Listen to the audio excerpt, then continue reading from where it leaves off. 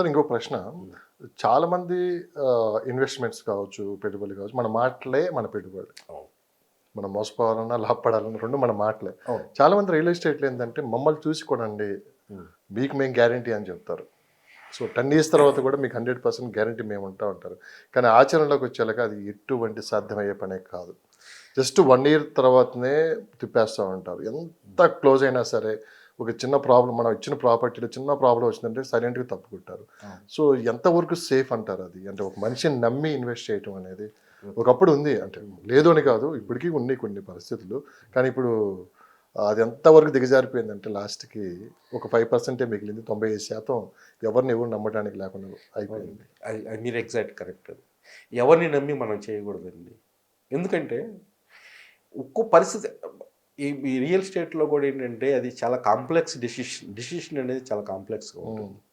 మీరు గుర్తుందో లేదో ఒక ఇంటర్వ్యూలో హైడ్రా గురించి ఒక ఇల్లు కూలవటం కానీ ఇట్లా జరుగుతూ ఉంది.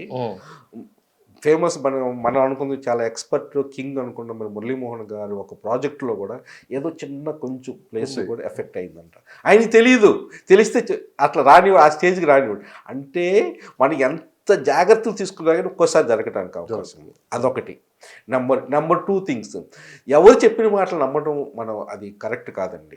ఎవరు చెప్పినా కానీ ఈరోజు మనం ఉంటాము, రేపు 1 ఇయర్ తర్వాత నేను ఈ పొజిషన్లో ఉండకపోవచ్చు, ఇంకో పొజిషన్లో ఉండవచ్చు.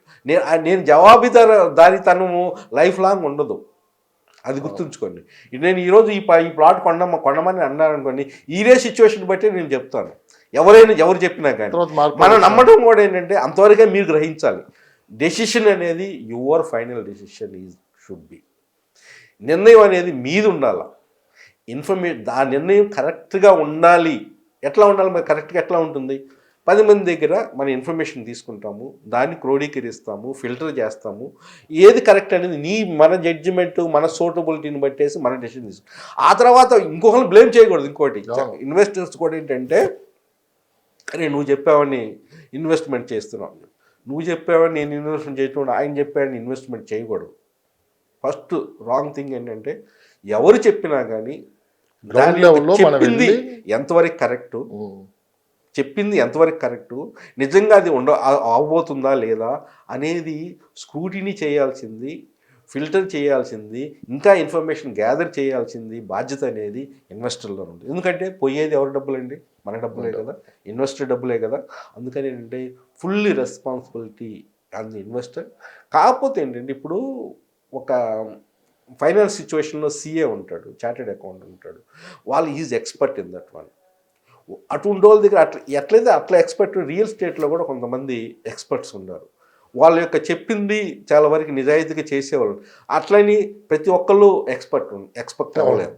ప్రతి ఒక్కళ్ళు ఎక్స్పర్ట్ అవ్వలేరు. ఆ ఎక్స్పర్ట్ని సదుద్దేశంతో ఎవరైతే చేస్తున్నారో, ఏది ట్రాన్స్పరెన్సీతో చేస్తున్నారో, వాళ్ళ యొక్క స్వలాభం అనేది ఏంటంటే కొంచెం వాళ్ళ లాభం లేకుండా ఎవరు చేయరండి.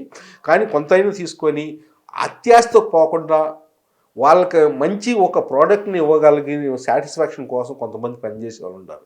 రియల్ ఎస్టేట్లో కూడా 95% బ్యాడ్ ఉన్నా కానీ 5% రియల్ ఎస్టేట్ పీపుల్ ఉన్నారండి. 5% అది గ్రహించడం అనేది మన ఇన్వెస్టర్స్ యొక్క డ్యూటీ అండ్ రెస్పాన్సిబిలిటీ.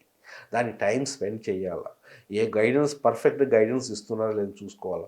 ఎవరైనా ఏ రియల్టర్ అయినా కానీ, ఏ అడ్వైజర్ అయినా కానీ గైడెన్స్ ఇచ్చేటప్పుడు ఎవరైతే పాజిటివ్ నెగిటివ్ చెప్పేసి డెసిషన్ మీదే అని చెప్పేవాళ్ళు ఇంపార్టెంట్.